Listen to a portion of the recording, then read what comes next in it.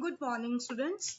So, I'm starting the new chapter, cell cycle and cell division. This is in continuation with the chapter cell.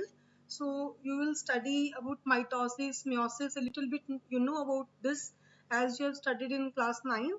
So, we'll be studying this cell cycle and cell division in detail today.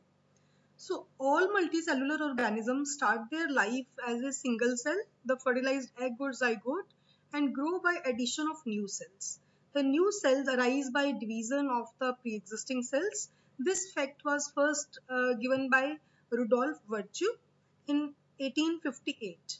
So, later on, Fleming told about mitosis and a similar division, meiosis, which is called reductional division, was coined by Farmer and Murray, um, which occurs only in the formation of gametes. Means it occurs when the gamete formation takes place. So we'll study about cell cycle, cell divisions, mitosis, and meiosis in the next slides.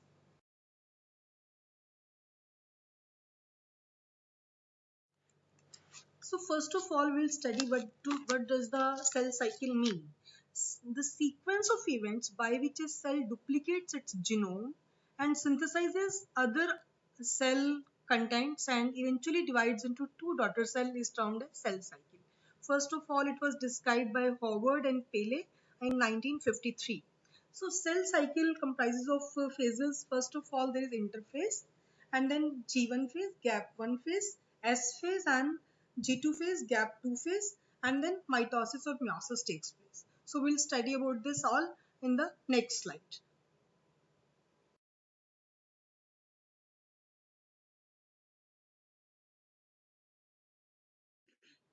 In this slide, we'll study about phases of life cycle. As I have told you earlier, that phases of life cycle are mainly two, interphase and mitotic phase. Interphase involves a series of changes that a newly formed cell and its nucleus undergoes to become fit for division. Interphase is a period of intense synthesis and growth. The cell produces biological molecules such as carbohydrate, lipid, proteins, nucleic acids needed for its growth and carrying out its specific functions. Also, the cellular molecules needed for cell division are stopped. So, it's divided into three main phases. G1 phase means gap 1, S phase means synthesis phase, and G2 phase means gap 2 phase. So, first of all, G1 phase. G1 phase corresponds to the interval between mitosis and initiation of DNA replication. During G1 phase, the cell is metabolically active and continuously grows but doesn't replicate its DNA. But in this phase, nucleotides, ATP, amino acids, and cell organelles like endoplasmic reticulum, Golgi apparatus, and ribosomes are synthesized. Carbohydrate, lipids, proteins, etc. are synthesized in this phase. And you must notice that no change occurs in the DNA content of the cell. The duration of G1 phase is highly variable. The cells that divide frequently have a shorter G1 phase, whereas the cells which divide infrequently have a longer G1 phase.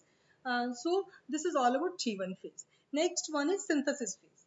Synthesis phase is the stage of replication of each chromosome by synthesis of a new DNA molecule on the template of existing DNA. So you must remember that in synthesis phase, the count of DNA in this phase becomes double, but the chromosome number remains the same.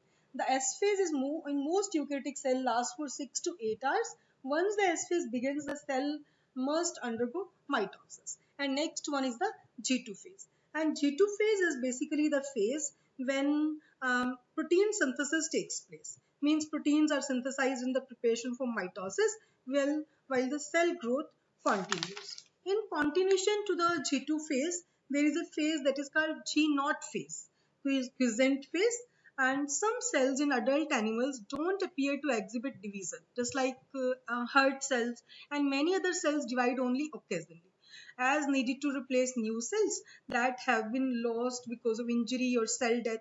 These cells that don't divide further exit G1 phase to enter into an inactive stage, that is called inactive stage or quiescent stage of the cell cycle. Cells in this stage remain metabolically active but no longer proliferate unless called on to do so depending on the requirement of the organism. So in this slide we have studied of phases of cell cycle. Interphase comprises of three phases: G1, S and G2, and then in continuation with quiescent phase, means inactive phase of the inactive stage of the cell cycle. And in animals, mitotic cell division is only seen in diploid somatic cells. Against this, the plants can show mitotic division in both haploid and diploid cells. From we have collection of many examples in the previous chapters, alternation of generations, and the chapter 3, which we will do after this.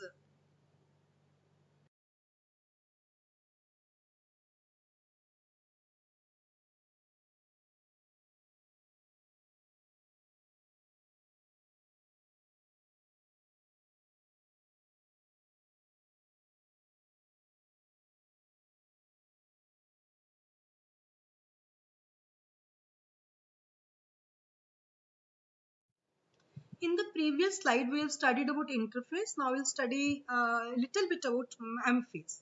This is the most dramatic phase of cell cycle, involving a major reorganization of all components of the cell. Since the number of chromosomes in the parent and progeny cells is the same, so this is called equational division. Means the after the division has occurred, the number of chromosomes will be same, and this occurs in the somatic cells. So though for convenience, mitosis has been divided into four stages. First is prophase, metaphase, anaphase, and then telophase. So we'll study about all these stages in separate lecture. Prophase, metaphase, anaphase, and telophase. What happens in all these sequence with the help of diagrams in the next lecture.